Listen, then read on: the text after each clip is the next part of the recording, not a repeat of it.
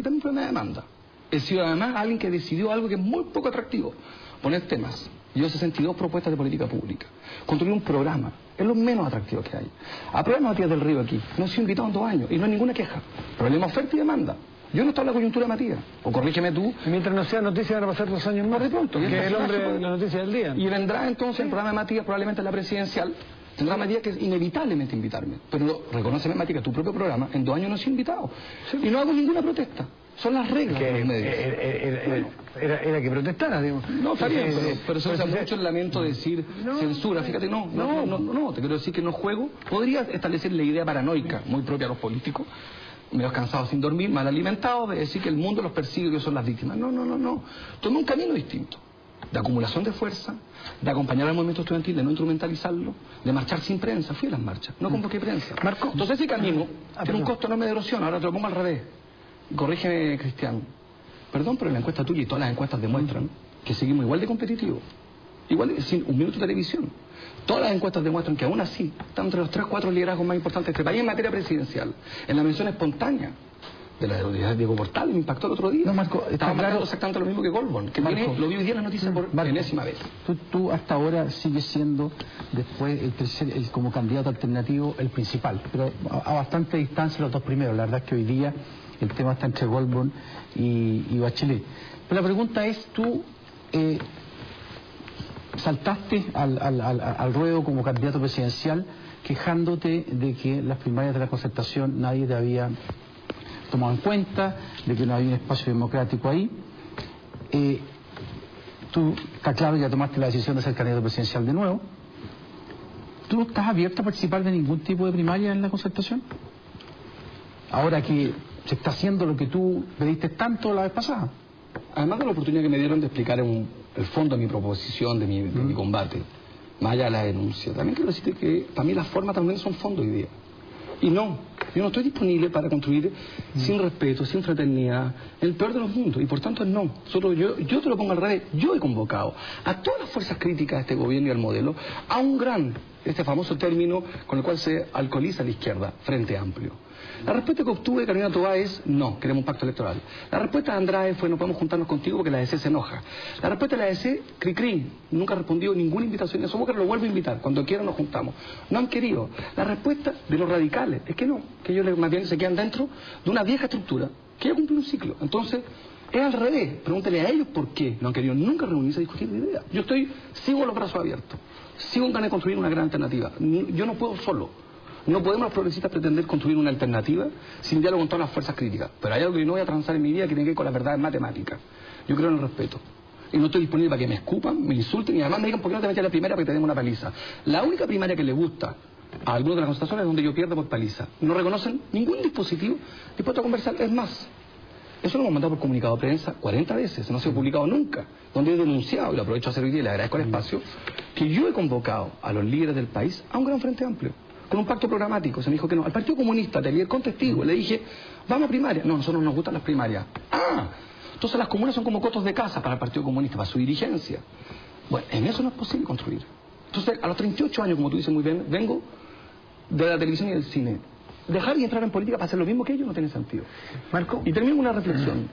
Yo hice una serie que se llama La Avión a la Lotería, que consistía en un modelo social en que la única manera de salvarte era ganarte el quino. Paradojas de la vida. Hoy día venía viendo televisión, lo comentaba con la Karen, Arturo Vidal. 10 minutos creo en Chilevisión. El sueño americano. Tenemos una sociedad en que hoy día, si no es por el fútbol, si no es por Factor X y si no por la lotería, mojón por el agua. Lo de Factor X, tiene un pequeño si no, no llegáis a tu casa. ¿Cuál es el conflicto de interés del Todos tenemos. Dime una cosa, Marco, ya que tú hiciste toda una exposición larga, a mí me parece muy interesante y con esta madurez, con esta vuelta de tuerca respecto a lo que viniste a hacer el 2009, hiciste como en 5 minutos una exposición. Intenté, perdón. Sí, no, muy bien. Pero me gustaría llevarla como a casos.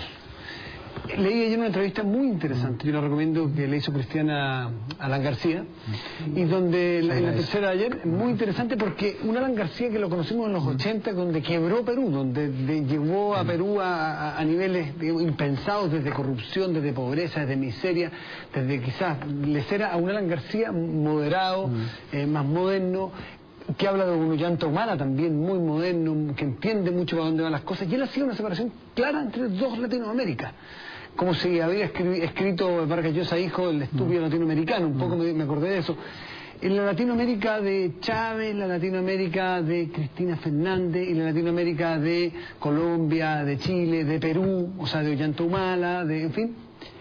¿De cuál suscribes tú si fueran esto? Yo sé que es caricatura, que es blanco y negro, que te va a costar casarte o no te va a querer casar, pero tú respaldas lo hecho por Cristina Fernández, por ejemplo, que es distinto a lo de Evo Morales, es algo distinto. Sí, bien distinto. Es bien distinto. Lo que hace Cristina Fernández con YPF, que le dice que es porque no invierte, pero tampoco le pone ningún incentivo a invertir porque le tiene fijadas las tasas, las tarifas de los combustibles hace un montón de tiempo y les termina expropiando y no se sabe a qué precio, si es que le paga algo a los españoles. ¿Te gusta ese modelo de Cristina Fernández? Yo creo que el día sábado es una creación del hombre y no al revés, y por tanto se trata de nosotros fijar nuestras reglas.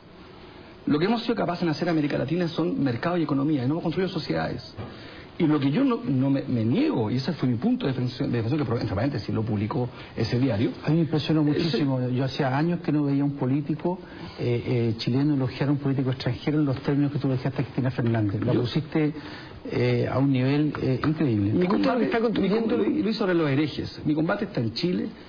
No tengo ningún modelo, no fui laguista cuando trabajé en su campaña, más bien para que la no ganara, no fui bacheletista, no uso ni siquiera eso, por tanto malamente me voy a definir por otros presidentes de otros países. ¿Te gusta el modelo que está construyendo el kirchnerismo? Más allá para Argentina, en Argentina esa es la tarea de ellos. Lo que yo valoré en ese artículo es más bien el deber y el derecho de los gobiernos de cambiar las reglas. Y la discusión que había, que me pareció fascinante, que está abierto, es cómo finalmente hemos, por la vía de la inercia, aceptado un conjunto de cosas que no son normales. Y Chile, si no fuera por los estudiantes, y humildemente un grano de arena en el 2009 y los pingüinos del 2006, estaríamos considerando, y eso es una pelea que hemos tenido varias veces contigo, que el modelo educativo era normal y no había que intervenir. Estaríamos hoy día sin esos debates. Pues bien, creo que los modelos de sociedad son justamente los derechos que tenemos todos los chilenos de participar de ella. Y un conjunto de materias en Chile hoy día están regulados desde la dictadura, el DL600, el Código Minero, Código de Aguas. Y por tanto, en concreto, yo reivindico el derecho de los gobiernos a cambiar las reglas. Sí creo, y te lo digo formalmente, yo no tengo en mi programa, ni en mi proyecto, ninguna expropiación. Cambiar y violar las reglas son distintas. Cambiar una regla y violar una regla la propiedad, para mí, cuidado con violar las reglas, porque las reglas, por ejemplo, el caso de Chile, no pueden ni siquiera ser violadas, pero no las podemos cambiar. Y fueron fijadas sin tu consentimiento ni el mío, ni el de Fernando, ni el del abuelo Fernando.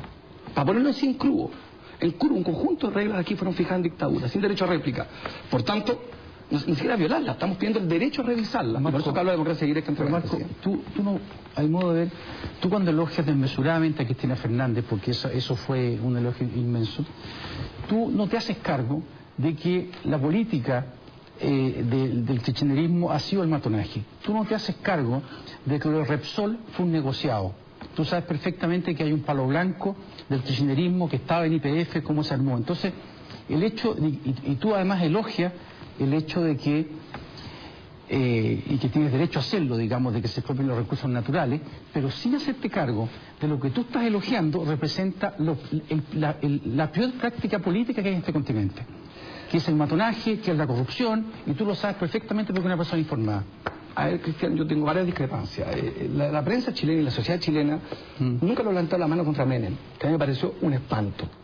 Un espanto. Aznar viene a Chile como consejero del actual presidente y es un espanto. Y se trata de hiperbólico, podríamos decir cosas igual de horrorosas de cada uno de ellos. Pero fíjate que voy a ir al fondo del tema. Lo de Menem estás equivocado. Argentina, lo puedo probar. Argentina, perdón, se casó con una Miss Universo y fue alabado por el grosso del país sin que nadie dijera que venía a Chile. Yo te puedo traer una carretilla, pero no me pierdo. Yo no voy a enfrascar una discusión respecto, porque no los vengo a defender, ni soy su embajador, mi combate está en Chile. Lo que es bueno para Argentina no es bueno para Chile. Cuidado, no me pierdo. Lo que es bueno para Evo Morales no es bueno para nosotros. Lo que Chávez ha hecho el petróleo no es lo que yo estoy pensando, fíjate. Yo propuse, no sé si ustedes se acuerdan, una provocación mayor que tiene que ver con la convicción que tengo en la economía mixta, público-privada. Estado y mercado. Y voy al detalle. Argentina, si vamos a hablar de Argentina, es efectivamente una economía que no tiene nada que ver con la nuestra, por de pronto. Pero además, gasta el 6.5%, si no me equivoco, en educación en el PIB. La educación es gratuita en las universidades públicas. Y he escuchado con demasiada facilidad decir que Argentina es un modelo irresponsable. Sin embargo, en Argentina, como en México, en muchísimos países, hay una carga de derecho que está financiada por una carga tributaria mayor. Porque ni Menem, ni los Kirchner pusieron en duda ese modelo. Y en Chile los que estamos pretendiendo discutir, por ejemplo, la educación, somos acusados en 30 segundos de populista y demagogo, cuando no hay gratuidad. Yo, por mi accidente histórico, por la tragedia, fui educado en Francia. Y ahí conocí la pública laica y republicana. Completamente diferentes. Y nadie en Francia, ni en Argentina, se atreve a poner en duda eso. Y por tanto yo le doy un enorme valor a países que son capaces de avanzar y de aumentar la carga de derechos en sus sociedades. El matrimonio igualitario en Argentina no lo tenemos en Chile, yo estoy a favor. Que una pena no lo tengamos. Entonces, claro, pero Cristian, si los prontuarios los tienen todos. Valdría esa misma discusión, como lo decías tú, respecto a los municipios. Ustedes se equivocan, ¿no? No solo Arica el que está preso, Hualpén. Uno podría entonces hacer una olla y decir, en realidad los municipios están tan sumariados en la Contraloría, si no me equivoco, gran parte de los municipios uno no los ve. La cantidad de conflictos administrativos que tienen muchísimo que ver con la corruptela, lo digo con algo de generalizante que tiene impropio, pero déjame decirte que el prontuario eso lo hacemos cualquiera. Y yo no me voy a enfrascar en un programa de televisión que donde tengo pocos minutos en si me gustan o no me gustan los Kirchner. Digo, en ese artículo, una provocación respecto a la herejía en América Latina. Se consideró hereje muchísimas veces en Chile, a quienes planteábamos, cuando éramos diputados, un conjunto de reformas, que las tildaron de populista y demagogo siempre, y eso no es justo y no es correcto. Bueno, mira, está bien, el asunto tiene muchos ángulos, el hecho de que se use bien o mal el epíteto de hereje, o que la crítica esté bien informada, no toca el mérito de las acciones de un gobierno. Y tampoco toca el mérito de las acciones del gobierno el que hayan una serie de elementos en la sociedad argentina, de la cual hoy día vengo llegando, y hablé con un montón de gente ya, que tienen educación gratis y otra serie de cosas y que son simpáticos también y que bailan muy bien la milonga. Todo eso no tiene nada que ver con las conductas que pueda tomar un gobierno específico con una conductora política específica. Tampoco es lo mismo el hecho que un país o una persona tenga el derecho a modificar y cambiar sus reglas de comportamiento con el hecho de cambiar las reglas que te unen a un tercero, o sea, en un contrato en el fondo. Son cosas completamente distintas. Pero dejando eso de lado, porque la verdad las cosas que, como tú muy bien dices, Argentina es otra historia. Es un país muy interesante con una historia muy rara. Me gustaría, ya que estamos en el día en que se produjo un evento interesante en Europa, que es la derrota de Sarkozy, que tú nos dieras tu impresión. La mía, personalmente, es de que esto va mucho más allá que lo que podríamos llamar simplemente un conflicto entre un hombre que pertenecía o pertenece a la tradición de izquierda de Francia y el otro supuestamente un poco un parvenu, no un hombre que apareció últimamente, el representante del neoliberalismo, como quieran llamarlo. Yo creo que hay mucho más detrás de eso. Y hay mucha confusión también. Desde luego Hollande no va a tratar de construir el socialismo ni ninguna cosa por el estilo. Entonces, ¿qué ves venir tú en Francia? Bueno, y que nos atañe a nosotros. No quiero provocar a Cristian, pero también podría ser el mismo prontuario cristiano de los socialistas franceses. Que son diferentes. Déjame decirte que los casos de corrupción de Elsa Quitén, de los casos de África, los problemas de corrupción de Francia son... Uno podría decir que aquí acaba de ganar la corrupción en Francia. Yo soy súper escéptico para responder directamente a lo de Hollande. Primero, en Europa ningún gobierno que fue electo antes de la crisis ha sobrevivido.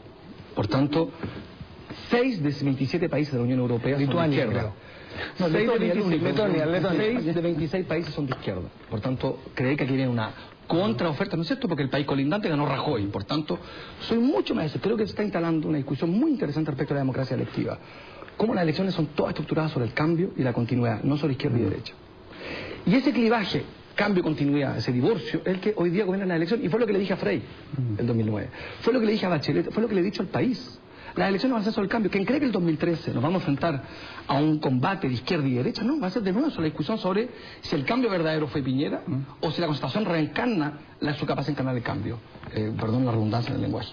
Por tanto, soy súper escéptico de lo que se encarna Hollande. No me compro la idea que aquí viene una gran revolución. Hoy, de hecho, para ser bien franco, hay una gran emoción porque el que se había ganado las broncas de toda Francia es Sarkozy. Que ayer uno se olvida, pero Sarkozy fue un tipo que pretendió redefinir la nacionalidad. Propuso la inmigración selectiva. Dijo, Francia se iba a reservar el derecho de decir, señor Paulson, usted tiene un hijo porro, usted sí, pero su hijo no. Sarkozy propuso una política insólita respecto a los hombres, que son los gitanos, para ponerlo así muy en simple, brutal, de hostigamiento, de una política severa contra ellos. Por tanto, hay un castigo a las formas y hay una discusión de fondo respecto de una Francia que fue tierra de exilios. Francia fue una tierra de gran generosidad, que se había transformado en una tierra muy egoísta. Después creo que el tema de la austeridad europea, que es lo que está gobernando la Unión Europea, Hollande pone en discusión y dice vamos al gasto fiscal, que es una discusión bien interesante respecto a cómo salir de las crisis. El modelo Lula, que fue mantener el consumo, activar el gasto fiscal o la austeridad. Hollande ganó sobre la austeridad. Yo, para ser bien franco, soy súper escéptico de que este gobierno se vaya a instalar con gran ruptura. Tiene hoy día desafíos gigantescos, los tiene Chile también en materia previsional. Aprovecho para hablar de Chile. Francia tiene un poco lo que tenemos nosotros, una capacidad de envejecimiento mayor. En el año 90 éramos 9 trabajadores por un retirado. Para el 2020 vamos a ser 5 trabajadores por un retirado.